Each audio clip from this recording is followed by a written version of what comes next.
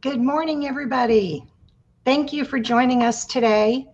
My name is Patty Taylor. I am the Director of Quality and Patient Safety at the Dallas-Fort Worth Hospital Council. We're so excited to have you at the 14th Annual Patient Safety Summit. I have a few housekeeping items to get us started. If you could go to the next slide, please.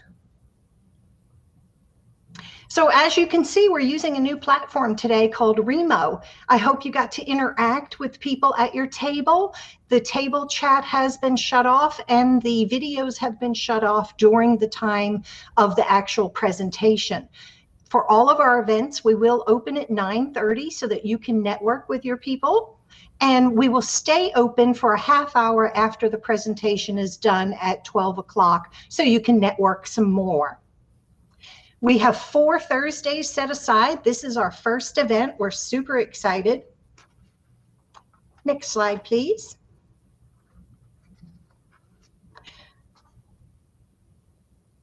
If you have, I forgot to say that, if you have any trouble with tech, I put that in the chat.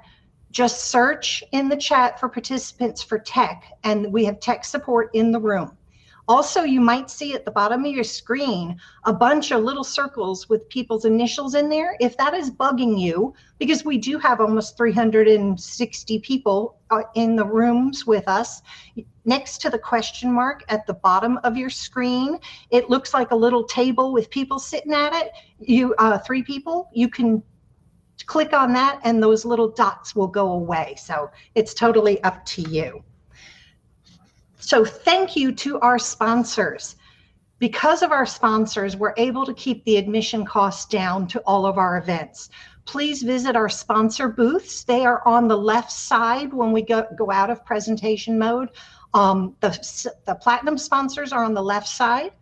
The silver sponsors are on the right side. All you have to do is click to go into the room, and then there's links to go to their web pages and whatever they wanted you to see. So we really appreciate all of our sponsors. We are doing sponsor bingo again. This is something we've done for years. This platform actually tracks who goes into the sponsor booths. So anybody who goes into all of the sponsor booths by the time all 4 sessions are done gets into a drawing for door prizes. So please visit our sponsors and tell them thank you. So thank you to our platinum sponsors. Next slide. We have, and this is alphabetical order, JPS Health Network. Next, Methodist Health System, and Texas Health Resources. Again, we really appreciate them being our platinum sponsors. As a platinum sponsor, one of the benefits was they got to do a video at the beginning of every presentation. So we are going to show a very short video for you guys on our sponsors.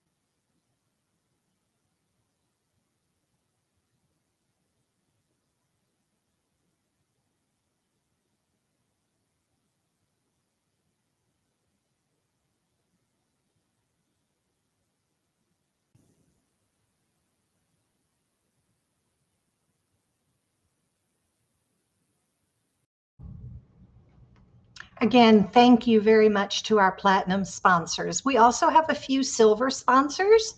We have the American College of Healthcare Executives, the DFW Community Health Workers Association, the Texas Association of Healthcare Interpreters and Translators, and UTA Multi-Interprofessional Center for Health Informatics. So again, remember that when we are done at 12 o'clock, you can enter into the sponsor rooms, check them out, and then get into our drawing for the door prizes. Next slide, please. really like to thank our Patient Safety Summit Planning Committee. All of these people put a lot of time and effort into putting on this great event for you. So reach out and say thanks to your peeps for helping out. We started planning this back in January, and with everything going on right now, I am so glad we chose to do it as a virtual option again this year. But I'm also very glad we found this platform where you can actually talk to each other before and after and network, because I know we miss each other. Next slide, please. So please visit our posters. We have them on our link, and this link will be sent out to you after the events are over. We had many posters that were excellent. What the committee did is we judged the posters, and we selected the top 3 posters, and they are actually going to be doing a live presentation for you on September 30th, the last event of our series. So you can find all of the posters on our webpage. Next slide. For the entire event, so that's all 4 sessions, we are offering 7 Type 1 CEs through ANCC. Oh, there's a typo, sorry. 7 CEs for CPHQ and CPPS. 6 CEs for ASHRM, which is your risk managers, and 7 self-reported CEs through the ACAG. To be eligible to claim your CEs, you must attend 85% of the sessions, the time of each session. You must complete the evaluation. The evaluation will open up on October 1st on our webpage, and the link will be on the webpage. You will also receive an email with the link. You must complete the evaluation by October 15th, and then please give us 1 to 2 weeks to send out your CE certificates. Next. So some post information about the summit. All of the presentations and recordings will be available on our website.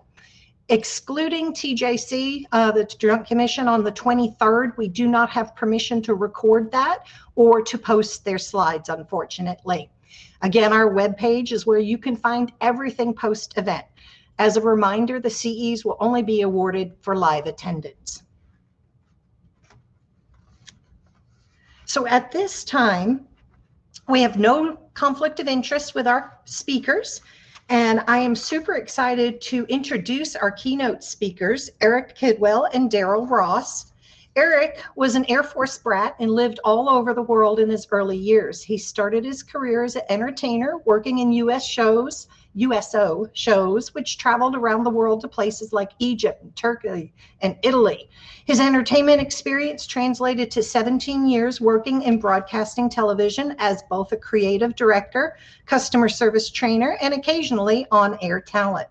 Daryl is a former Fox 5 News reporter, and since leaving television, he has found his passion in motivating team members and helping organizations to improve their patient experiences.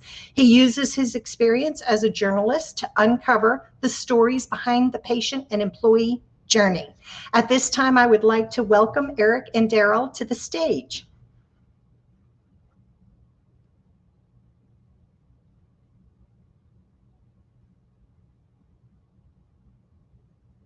Maybe. Let's see.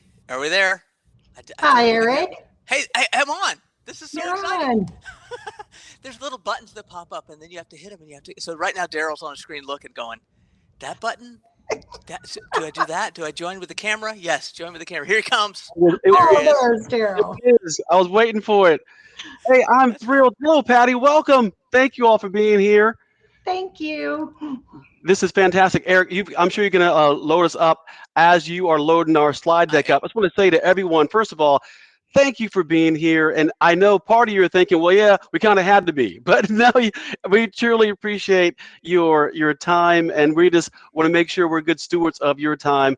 And I just can't tell you how excited we are to speak to and be part of your event. I'll give you a little bit of background. As you heard Patty say, both of us have a little bit of background in news broadcasting, and we went to college together. Although I'm older than Eric, we are graduates of James Madison University, which is just, a big part of our story in our life. So we've actually known each other for many, many years. And this is kind Hey, of Daryl. yes. Hey, Daryl. While you talk about how we've known each other for many, many years. This is the part where I have to go and come right back because something's freaking out on me. Don't worry, Patty. I'll be right back. That's I promise. okay. So you'll see me come back and then I'll go. So Daryl, I got tell you. them all about us. I Love you. know. So here's the fun thing. Yeah, Eric is great with some kind of ad-libbing. It's just we're gonna load that presentation back up for you. But the good news is that we have been working together for many, many years.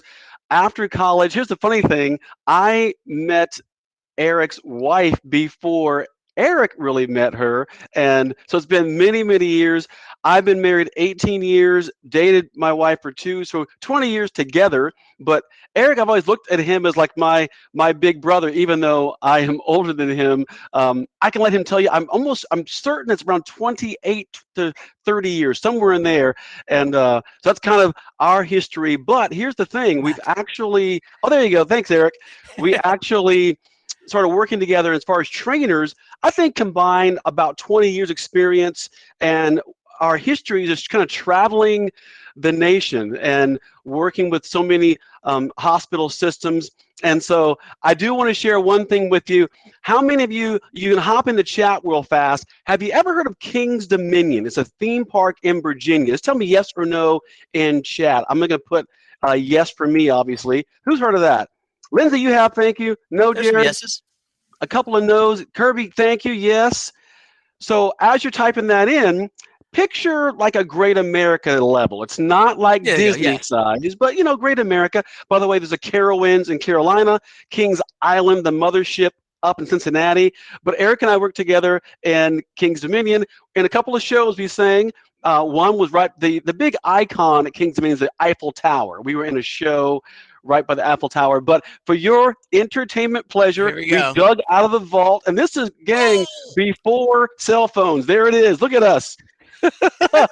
Look, that's about 120 pounds lighter, but that was a blast. And I think That's combined. that's combined, yeah. So That's combined. I think it's cool. So together we are Smart CX. As I mentioned, we've kind of went throughout the country speaking with hospital systems. And so if you look at our years together, it's a lot of time on the road, a lot of traveling, focus groups, and trainings. So you tell me. I know, definitely 80s, right, Lysandra? You can see my big laptop. I'm a little Will Smithy going on there. Eric is the Miami Vice, right? Here's the sad thing. I've known Daryl Daryl and I have been friends for a long time. He's my best friend. I've known him through 8 or 9 hairstyles for him. Oh, yeah. He's known me for one hairstyle. It changed a little bit in the back, but that's it. So this is how you know you're getting older, gang. Like, I just cut my own hair, like mowing the lawn. You know what? I stopped paying $25 for one of the brothers just to do the same thing I can do in 30 seconds. So anyway, I do want to share with you about us and how we have bounced around the country. But the biggest part is we've been around for a long time, and so have you.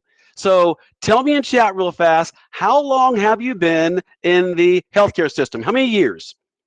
Who's winning? Type it in there. Get your fingers ready. Is it, oh, look at 40 years. Come on. I see 40s winning. Keep it going. 23, 35. 45 came up. You saw 45. Keep it coming. 45. And I don't want to make you feel like that's not fantastic, 10-year people. Of course you are. But 40 was pretty impressive off the bat. I got Donna has 45. That's the one I saw. Oh, Cheryl's 48. Oh, Carol's like, take that, Donna. 48, 39. Somebody said patients still smoked in their rooms. Oh, wow. That is fantastic. Hey, I just think it's great. Keep it coming, gang. We'd love to see.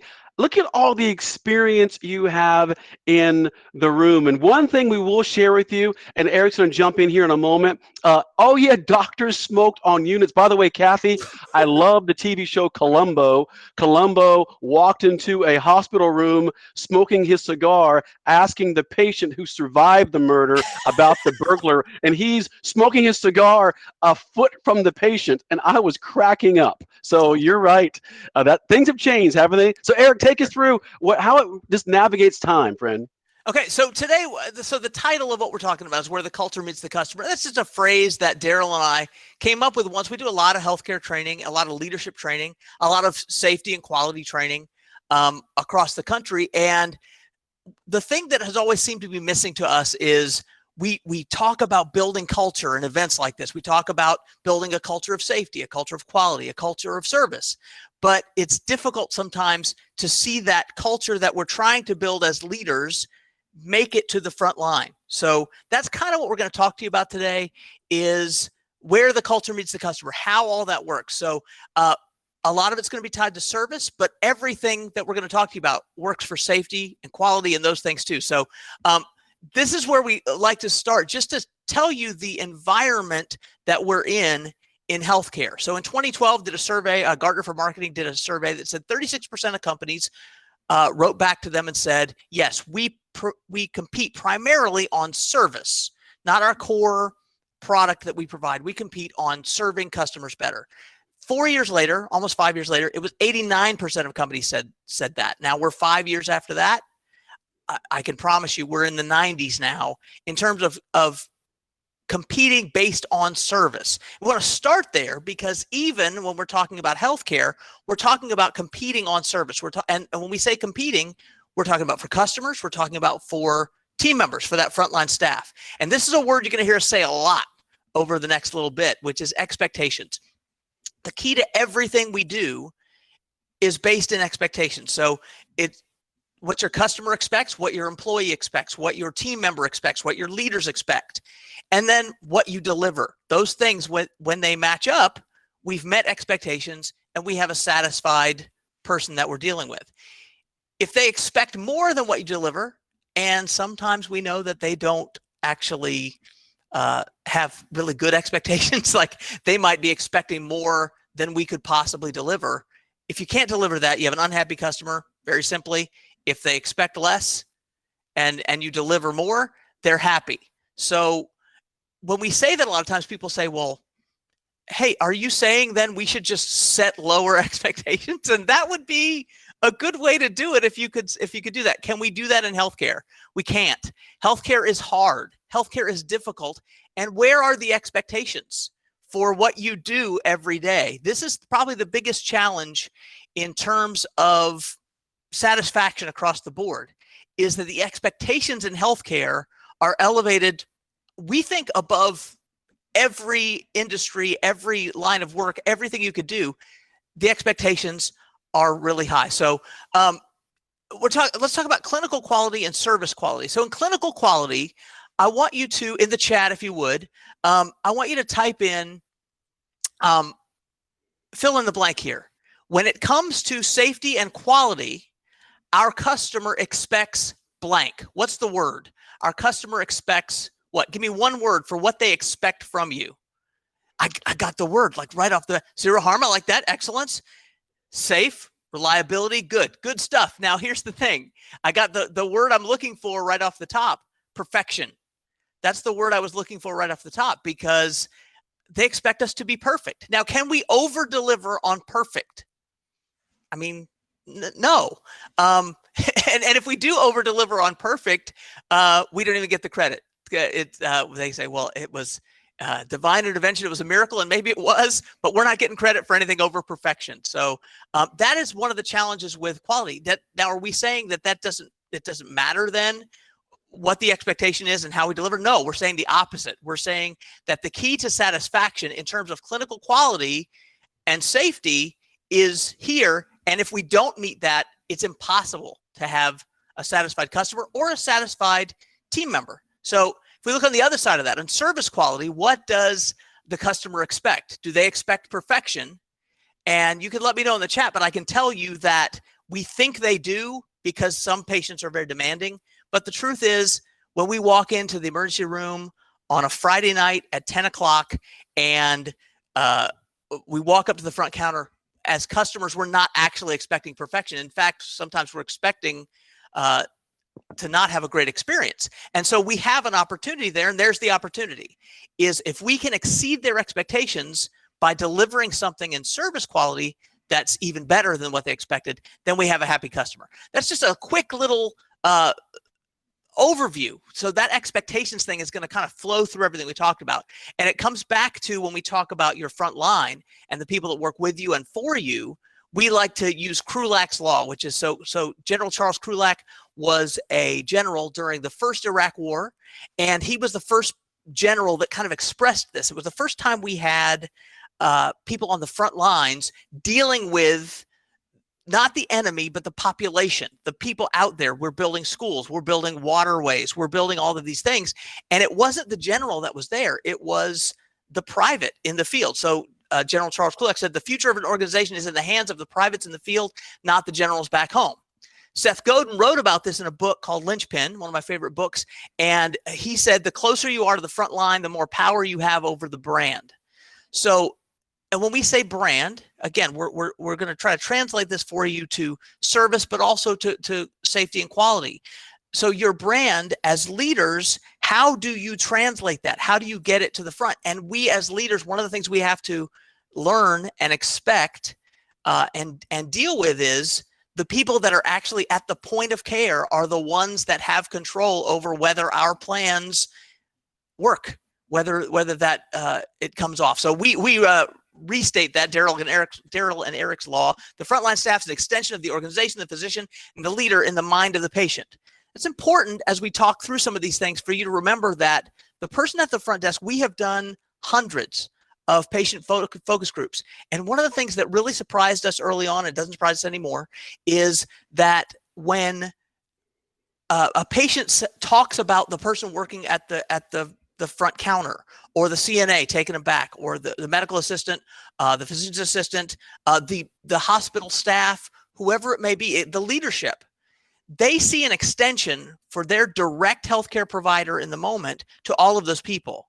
So we have to all get coordinated to that one moment of point of care, whether it be a nurse at the bedside, or a physician coming in the room, or a billing clerk talking to someone on the phone, wherever it is, that all is an extension of their healthcare experience, whether it be safety or whether it be quality. So how do you do that? Daryl's going to take you through how do you deal with impacting the front line. Is it your style, your example, your ability, your inspiration? We're going to kind of take you through those things. So Daryl, take them through it. Well, yeah, here's a funny thing that I know right now we're talking a lot about leaders, but just so you know, Eric and I look at all of you as leaders. So here's the thing. Some of you have the title. Some of you are supervisors and directors and VPs and up the line. But here's the thing. You have either official or unofficial influence, every single one of you. So within that, how do you navigate that? And here's the funny thing. You have experience. Some of it's bad, right? You've been through bad leadership before. And there's a great book out from Barbara Kellerman about that's an actual style. Bad leadership is a style. We want to stay away from that. Here are some characteristics of being a bad leader, whether it be an incompetent, rigid, temperate, callous, down to outright evil. Now, you know, I'm hoping when Eric and I are praying, you haven't been through that. Hardly anytime soon, but you know what? Maybe you have, but that's what we say is education, right? We realize that, but the good news is it can translate into really good leadership. So what we've done is put together some examples of what a leadership style might look like and put a face to it. So as we go through it, kind of think of yourself and go, how am I? Whether you have the official or unofficial influence, how am I leading? So here's my first example. This is Derek Jeter. If you don't know who this is, he's now in the Hall of Fame and part owner, as yesterday, right, the Florida Marlins. But back in the day, he was the captain of the Yankees, or shortstop, and he was known for leading by example. Many of you are that way, meaning that he didn't really speak much. He didn't give the rah-rah speech. However, you got to know how he would do his batting practice, how he would navigate handling his contract, how he would work with the press. By the way, one thing he would do if he had a party, a personal party in one of his many homes, from what I understand, you were told to put your cell phone in a basket by the front door with his security, so everyone could enjoy their time at the party with no one taking pictures of what happens off time. So he was just a great example of the example leader, and many of you lead in that fashion. There's also the inspirational leader. This is Tony Shea. Unfortunately, he passed away, the CEO and founder of Zappos Shoes. But some of you, if you have, type in chat, you have actually shopped at Zappos Shoes. Have you, yes or no? I'll put yes for me because my wife should own stock there. They sell belts and hats. Lucy, you have. Audrey, you have. Look So at all the you know yeses. Wow. they have fantastic service. And by the way, they train other organizations on service from normal business, corporate world to retail to healthcare. But his whole point, culturally, what Eric was talking about is that all of you who said yes, guess what? You are not their number one concern at Zappos Shoes. I know you're thinking, wait a minute, Daryl, I put my credit card down. Yes, you did. But you're second. Who can tell me in chat, who is their number one concern? Who's got it? Come on, Marissa. It's absolutely the employees. They believe culturally, if we can treat each other with compassion, kindness, service, colleague to colleague first, this will translate to happy customers. How can we do that in our healthcare system? Can we treat each other with compassion, kindness first? Is that one of our priorities? That's the inspirational leader. Okay, moving on. We actually have now the transformational leader. Now, if you're this, basically you're a change magnet. You're the change leader. This is Maria Claus. She's the president of Harvey Mudd College. When she first got to the college, 90% of the graduates in the engineering field were men. She wanted to change that. And as you know, if you're a change leader, a transformational leader, it's going to take time. So she didn't just go back to the colleges and high schools in her local area. She went back to elementary schools, started doing coding and engineering camps for young girls way back at that age to where they believe they could be engineers too.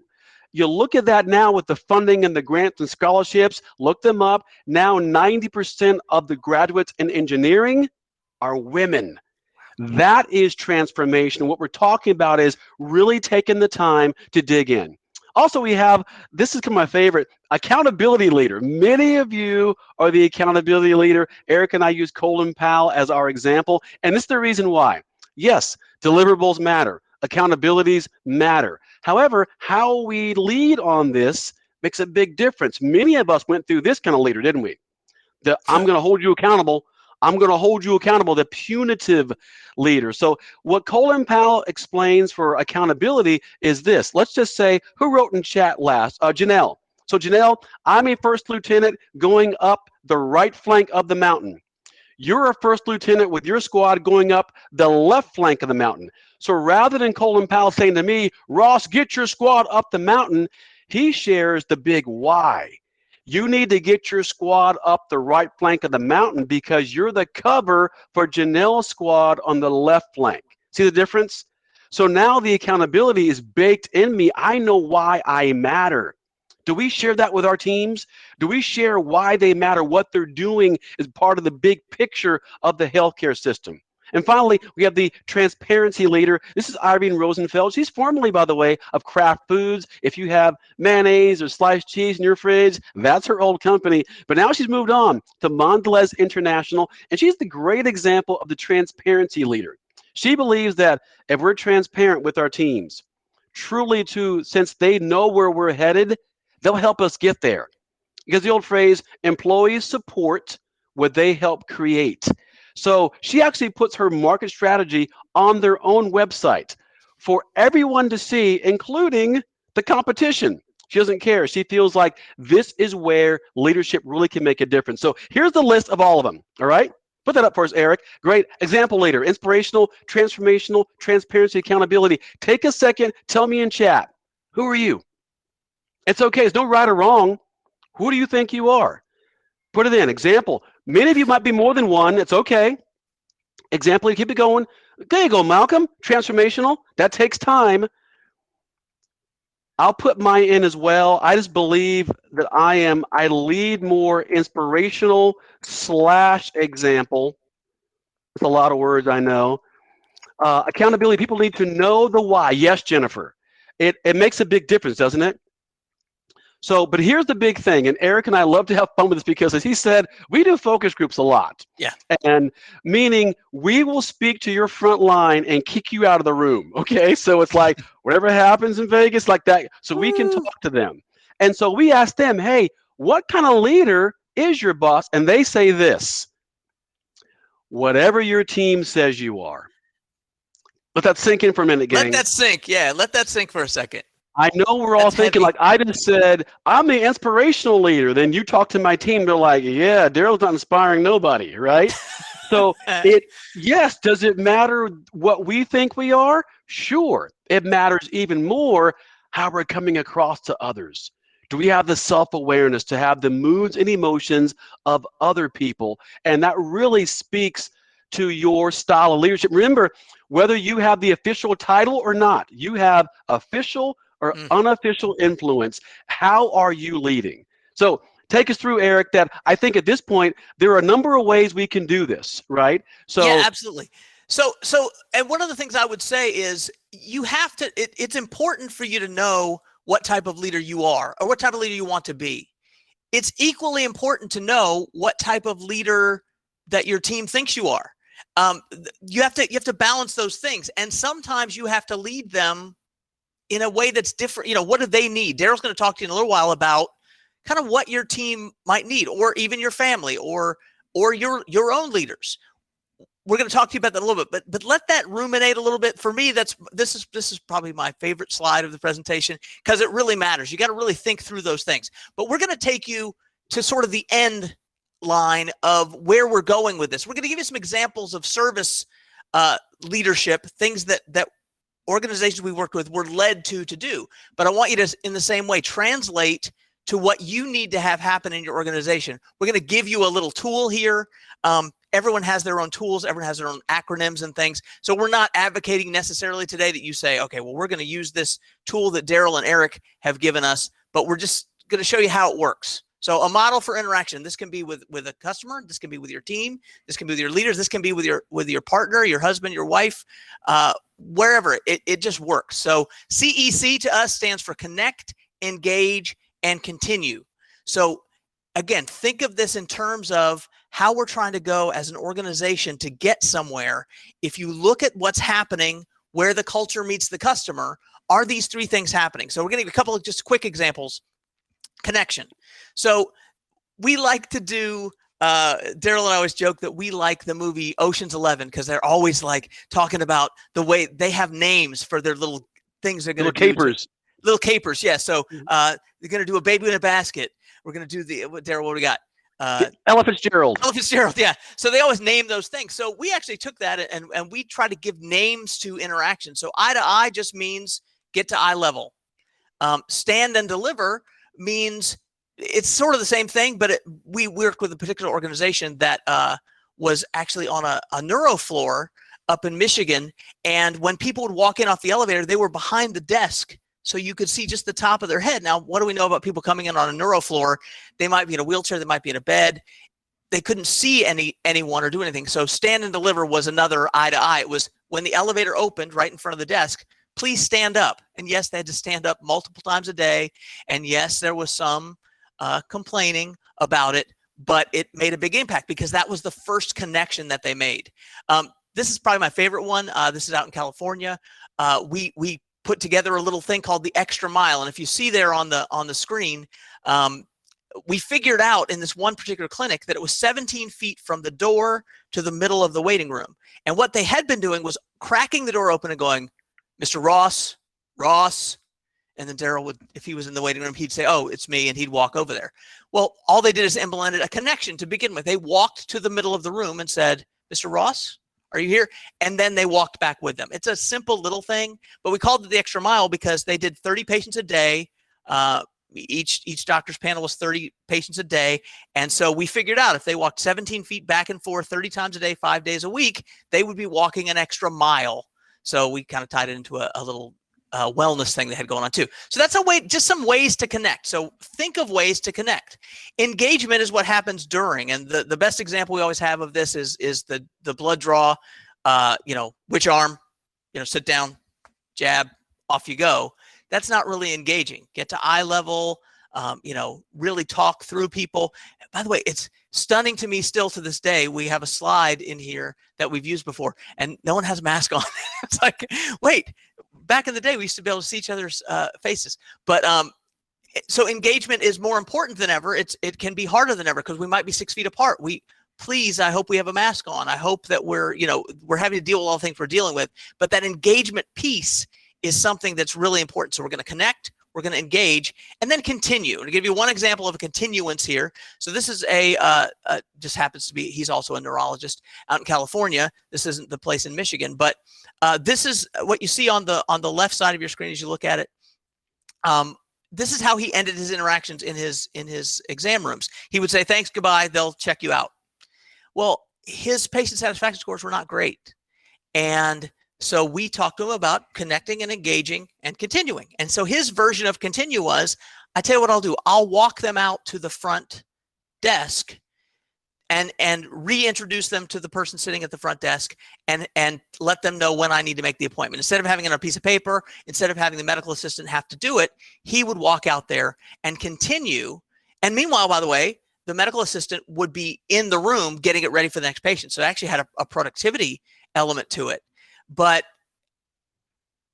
imagine for a second, what do you think people said when they saw the physician walk into the waiting room with the patient? Amazing, right? So, and everyone's like, I want that to be my doctor. He really cares. And really, he was just doing something we would call a play to continue. And here's what happened for him. So his CG caps, this is just him over 9 months. And I'm going to explain to you why in a second, why this, we tend to think about big jumps in things. For us, this is a massive jump. He went from the 36th percentile to the 48th. But this is the only thing he did, that one little thing, that one little connection.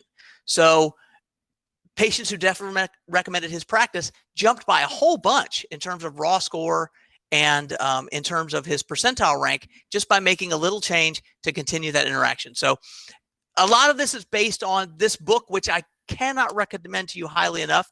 Chip Heath and Dan Heath, they're brothers, and they have a lot of great books about culture, about human interaction. And so this one, The Power of Moments, this is basically this. I'm giving you the summary of the whole book.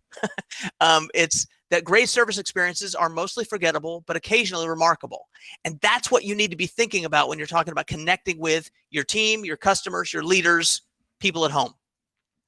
This is the mistake we make. We always say, think big. We're going to think big. So if we mapped out our patient experience, we might say, okay, here it is. They're going to have a pre-appointment call. They're going to check in, waiting room, vital signs, exam, post-exam. We want those all to be on this little chart. The darker blue is a negative experience. The lighter blue is a wonderful experience. So we're like, we want every step of the journey to be excellent. We want every step of the employee journey to be excellent. We want it to be just 5 stars all the way around. Actually, human beings don't like that. It's sort of emotional overload when everything is just phenomenally great. And that's an expectation. Remember, we talked about expectations. That's an expectation that's hard to live up to. So we like to say, think small. So this is a typical experience. This is what patients tell us that they enjoy or don't enjoy. So pre-appointment, fine. Check-in, fine. Waiting, they don't like it very much. Vital signs. Let me know in the chat. Why do you think they hate getting their vital signs taken? And then exam and post-exam. So that's kind of how they kind of rated it. So if you look at the examples we gave you, here's how we tried to address them. We just got the check-in a little bit better with the extra mile. That helped waiting a little bit. There's why they don't like the vital signs. Nobody likes to get on the scale. By the way, patients love it when you give their weight in kilograms. Instead, it just feels so much better. So that's something you can do. And some of you have to do that anyway. And then if you look at post-exam in this particular thing, we elevated the typical moment. And so their ratings were about the post-exam. And what do you think they remember the most? They remember that last interaction. So I just want to give you a real quick, brief look at that, just to say, here's kind of where we're going. But Daryl's going to talk to you a little bit about how we communicate the culture, what we talk about, and how we talk about things.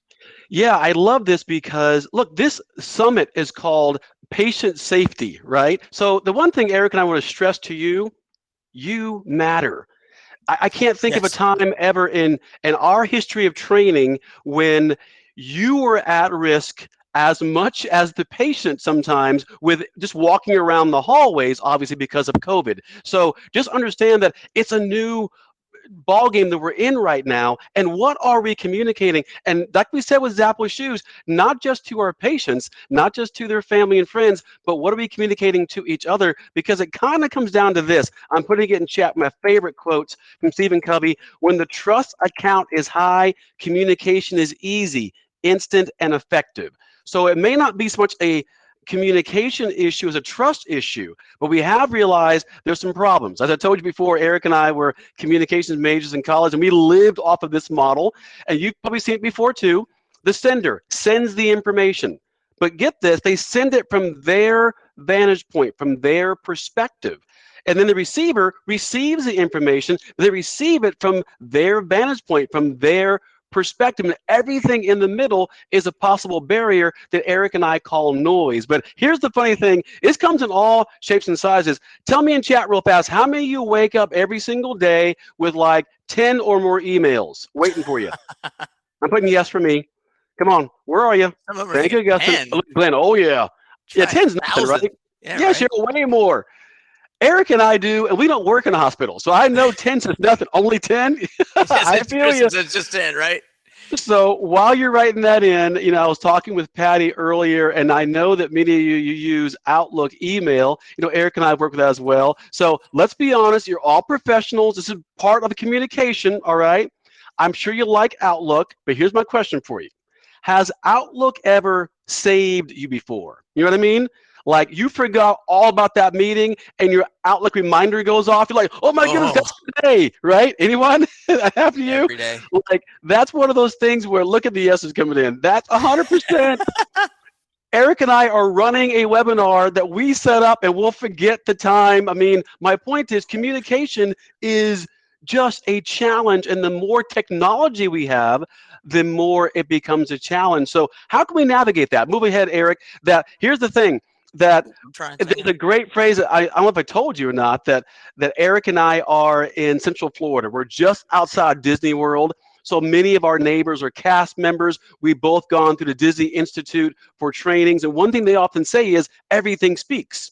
Think about that. Everything speaks. Now, of course, they mean verbally what you're saying, but they really mean more of this. What's interfering? What's the noise that's interfering with the message you're trying to send? And this is one of our favorite things to do, to show you some noise that's actually interfering with each other and definitely your patient. So we take pictures of it. I think the first one is my favorite because Eric has a pet peeve with wet floor signs. I actually sing a little James Brown sound. Wet floor sign when floor's not wet.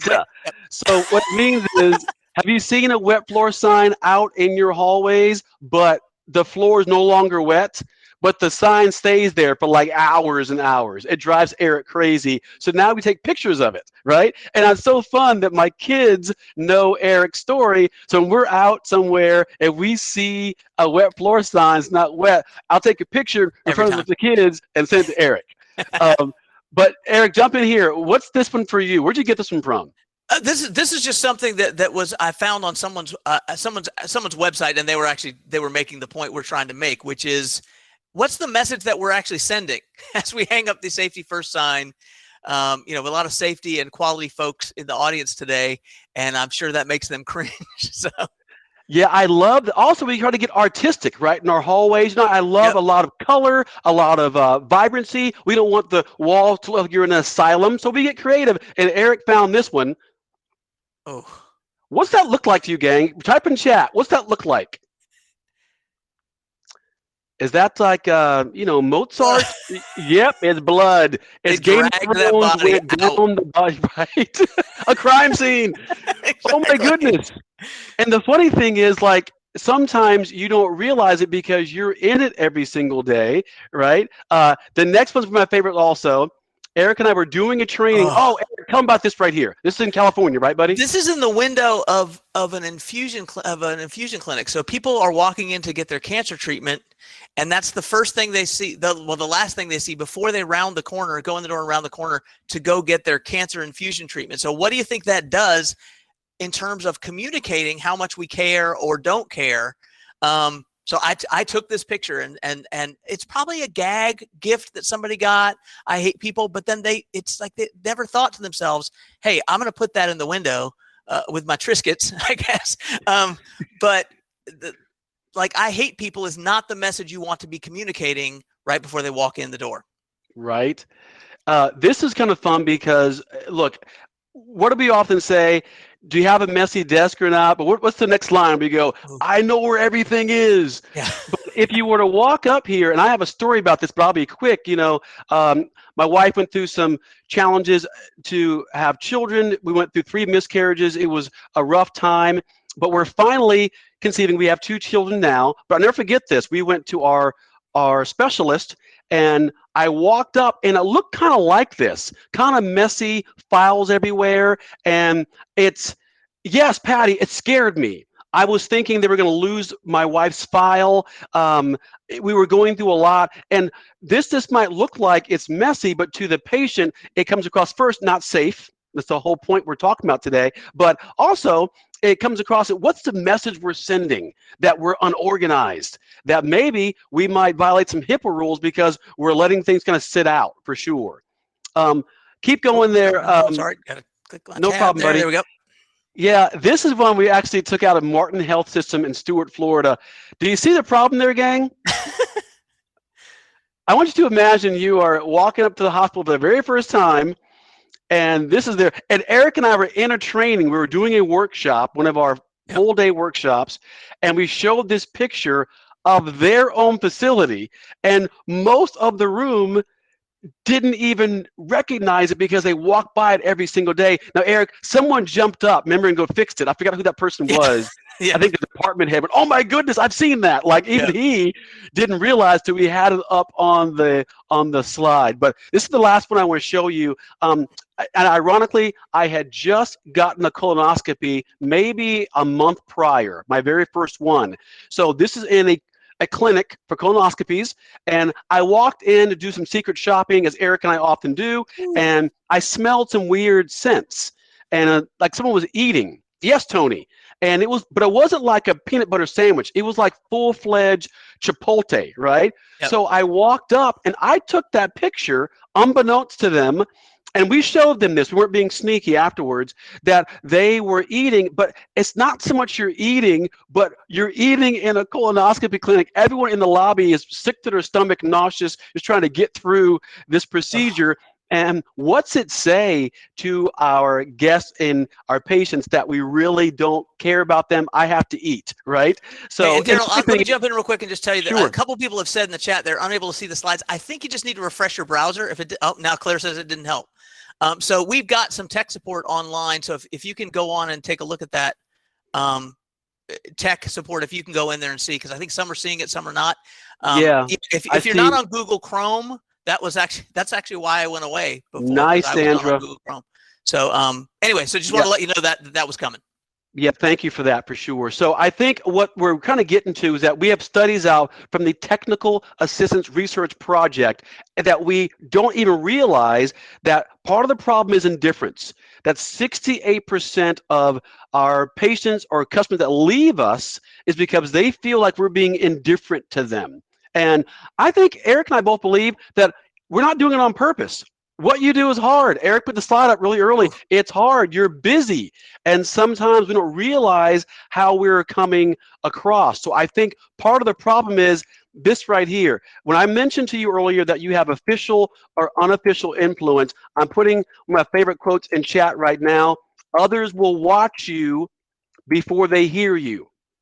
Others will watch you before they hear you. So long before you are sharing what you are with the patient or even each other, we've been watching you, and that speaks, as Disney says. So Eric, take him through this next section, because I think this really matters how we kind of wrap this section up here. Well, and so I want to start with noise is anything that interferes with the message you're trying to send. So one of the things interfering with the message that we're trying to send is time. We only have so much time, and candidly, you guys have been so great. You never know when we're going virtual, like, are we going to just be talking and no one will be interacting? You guys have been so fantastic that now we're going, okay, we're looking at what we have. So one of the noise features that we're going to have going through is that we're going to go a little bit fast. So, we're going to talk to you a little bit about managing your team and managing your customers, managing everybody, and just kind of one of the things I know that we're all experiencing in healthcare right now is just dealing with our team. And so this slide always makes leaders, well, actually anybody that works in healthcare, groan. What percentage of employees right now are actively looking for new jobs? Now this survey was before this year, so this is probably a much higher number right now, that you've got people out actively looking for more jobs. Is it easy or difficult to hire new people these days. I don't even have to look at the chat. I know it's very difficult to hire new people. So we're going to talk to you just a little bit about sort of that human dynamic that we're dealing with when we talk about the culture meeting the customer, when we talk about building a culture of safety and communicating it to people. That sort of filters through our people. And we find everywhere we go that these are the three type of employees that we have. We have supporters, and they're, God love them. We just thank you. They'll just come along with you and, hey, we're all on the same team. Let's get through this. Let's do it. There are ways we have to protect those kind of people because they can be the overworkers. They can be the ones that sort of, guide us all through it. We got to look out for them. We have the fence sitters who are like, well, yeah, I'll do it, whatever. They react to whichever the side of them is on is the biggest magnetic force to them. And then we have the X factor, the people that will not come along with you, will not do anything no matter what you do. It's just part of their personality. It's part of who they are. And you'll hear phrases from them like, that's not the way we used to do it, or I have my own way of doing it, or just I'm not doing it. So just a quick little example of how culture works and how organizations just in general work. And you can translate this for your patients. You can translate this for your team. You can translate this for your leaders. This is sort of how we find organizations very often. 20% supporters, 50% on the fence, and 30% are negative. And what do you see about that? Who's winning? Now, remember, the fence sitters aren't winning because they're not involved. They're not invested. So who's winning? The resistors are winning.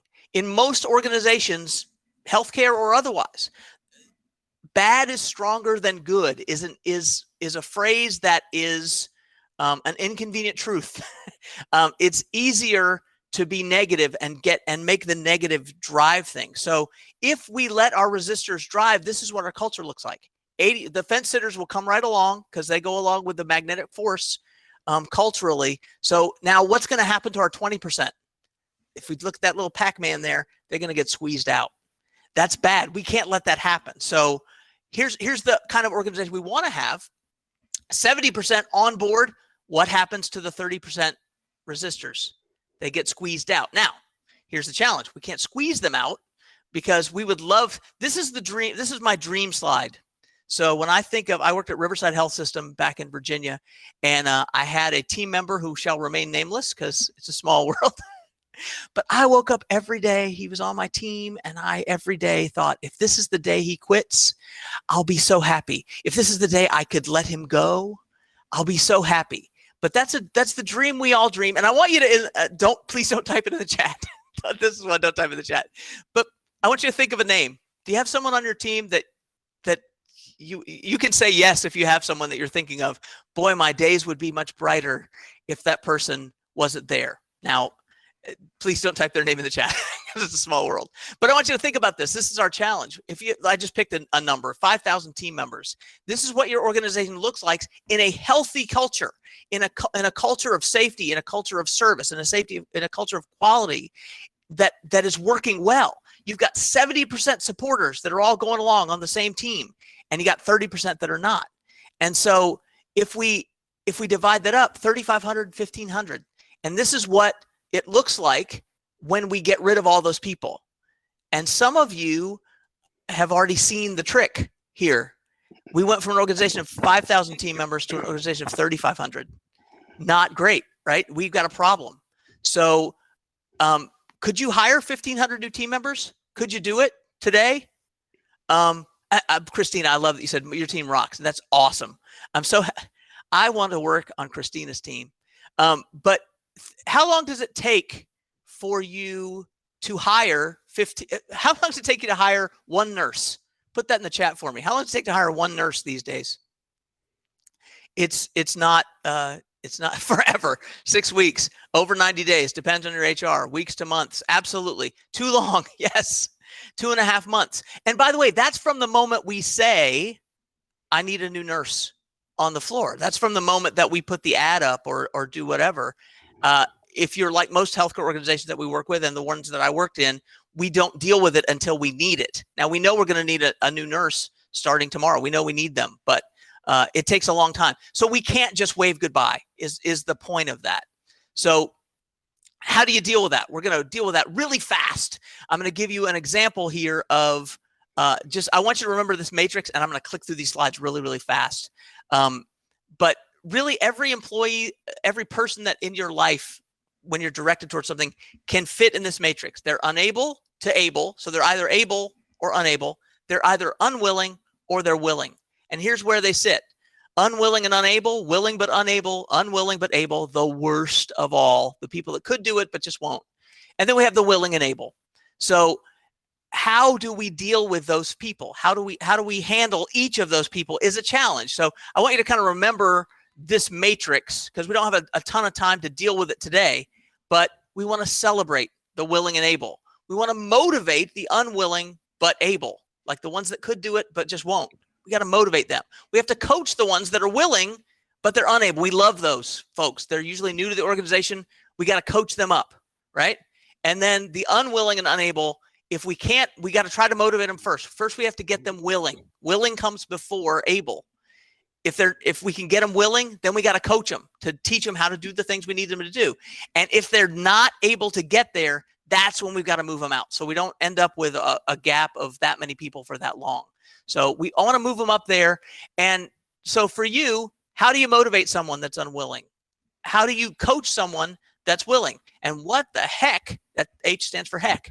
What the heck do we do with people? Hot dog? What do we do with people that are unwilling and unable? And I would say start here. Unwilling and able, start with getting them to be willing and celebrate them along the way. That was a really fast version of that. Put that matrix in your mind and put the people that you work with, that work for you, that you work for, put them on that matrix. It really is helpful so if you deal with human beings to say, all right, this person, are they able to do it? Yeah. Are they willing? No. Okay. I got to get them willing. What is their motivator? How do I do that? So Daryl's going to take you through a quick little thing we call the Leadership Conundrum, which is everybody needs a different leadership style. This is sort of what I prefaced before. So Daryl, take them through that. Yeah, well, real fast, I think that we need to go and understand as we're leaving today, what are you going to do? What's your action? Hopefully we gave you some great takeaways, but this is one that Eric and I are really proud of. There are 4 areas where we have found that people will leave organizations and not enough listening, involvement, coaching, recognize. But here's the cool thing. Eric and I reverse engineered it. And what if we did more of this? So what if we listen? But when I say listen, we typically listen to respond, don't we? I mean, I do it too. Yes. Is this kind of who wrote last in chat? Cynthia, you're talking, and while you're talking, I'm just waiting to jump in with my comment. You know what I mean? That kind of person. And that's listening to respond as opposed to listening to understand. Big difference. Involvement. Eric and I have found more and more, no one likes to be micromanaged. I don't care what generation, millennials, greatest, boomers, Xers, we all hate that. However, we do want you involved. I call it involvement currency. Roll your sleeves up and help the team. Third, coach up.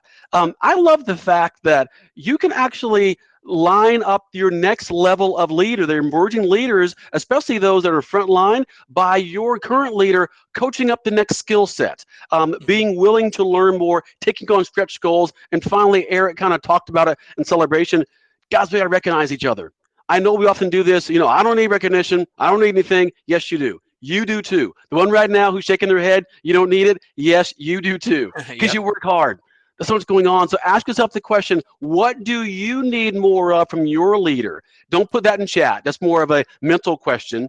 Think about it. Like, what do you need more of? I can tell you right now with Eric and I, our former CEO, we needed him to listen more, right? But keep going, Eric. How about this one here? What does your team need more from you? I love that question. Eric thought of that because a great leader, like I said before, official, unofficial influence, you have to be able to assess yourself. If you were to guess, what does my team need more of? And be honest with yourself, you'll find one. And the last one here, Eric, I believe is if you were a patient, and you were thinking about patient satisfaction, what does the patients need more of from the healthcare provider? What could we do more of?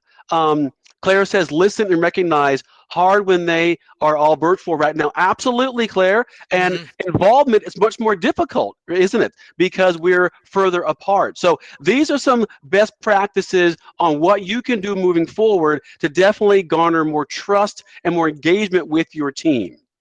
So one of the things that we talked Buddy. about early was that I mentioned to you we were going to speed through a little bit of that because expectations, time is an expectation as well. We would love to talk to you all day because and sometimes just when we talk about talking to you, Daryl and I get a little emotional because of the work that you do.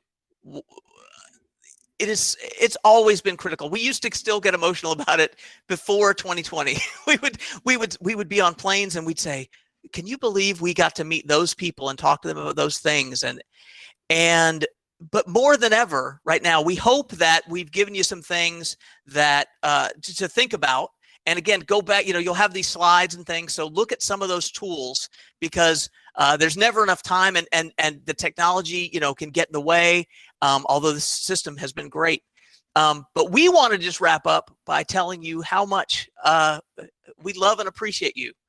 And that what you're doing, I know some of you are going to go back to offices or maybe you're at offices today where the world has lost its mind. And we've sort of turned something where you are absolutely, to this day, heroic for us, and we appreciate it. So we hope that you know that you are a light for us.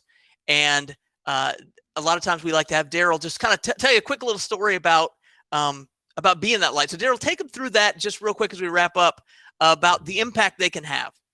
Well, I tell you what, Eric kind of hit it on the head that I believe that you all have that in you, and maybe you don't call it that. It's kind of something that we do in my family, but I didn't even realize that we started saying "be the light" in my house, and it's kind of funny because we were new to a certain area, and my wife said, I don't like it here. We were in Maryland, and I was like, babe, what's going on? She said, people aren't nice. They don't wave. They don't smile. They don't hold the door at the bank. And I literally said, because I felt so bad, well, babe, you be the light, all right? I'll do it too. Look the size of family that we're going to be the ones to hold the door at the bank. We'll wave. We'll smile. We'll be the light. You know what she said, gang? She said, we're the new people. They should be nice to us. Eric knows my wife, right? But it's stuck. So now we moved to Florida, and we are, in my family, before COVID, the kids go on the bus, we'd say prayers. So we hold hands in the kitchen and say prayers for the kids to meet new friends and be safe.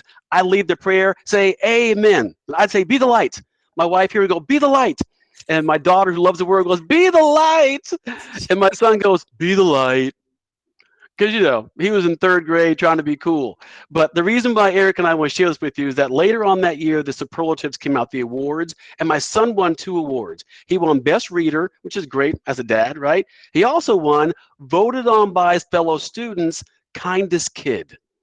Now, what's amazing about that my daughter, Jasmine, you go, yeah, of course, Jasmine got that. My son, the hat turned backwards guy with the Xbox, he won. And I believe all my heart because he's seeing it. He's buying in. And if any of you right now are thinking, yeah, Daryl's story about kids, nope. Eric and I know that's about people. More and more when we travel, we realize that people like to be around people that make them feel good. And that's what you do. So remember that more and more employees, be the light for each other.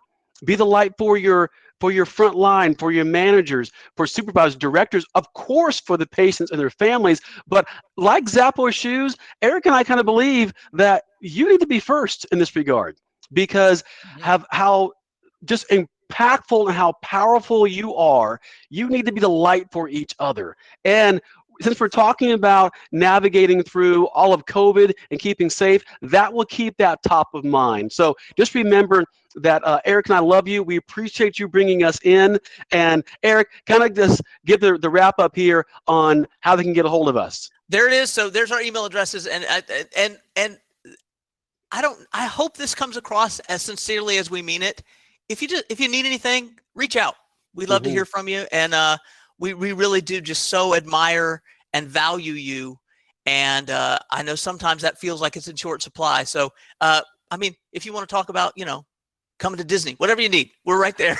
So, give us a shout out, and we've loved being here with you. Thank you, Patty, and everyone for being here with us, and we will talk to you soon.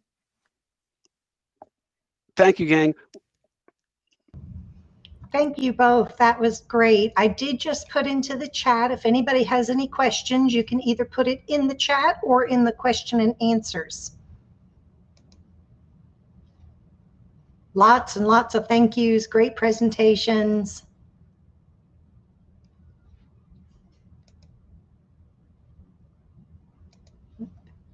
Just checking, very engaging, awesome presentation.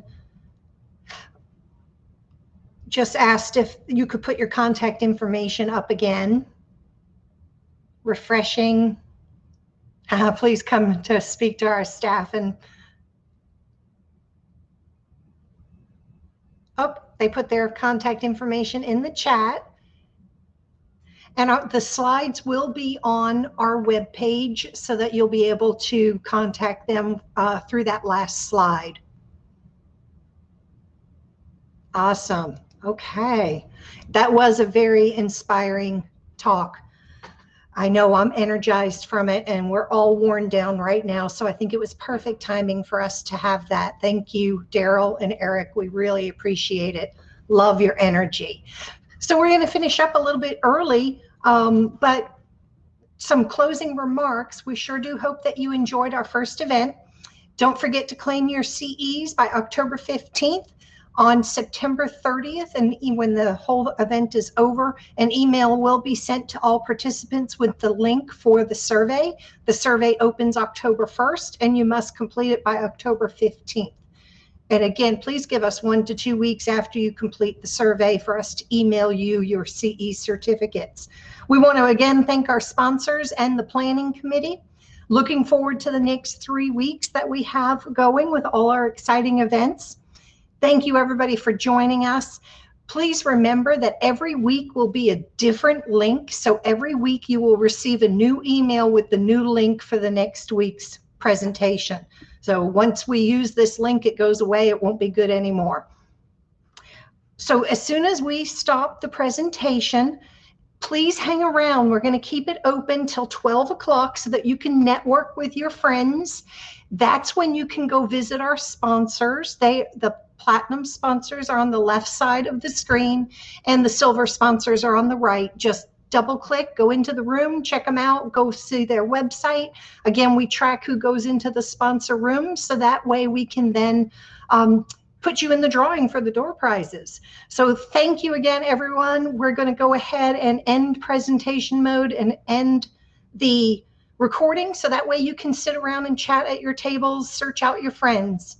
Thank you, everybody.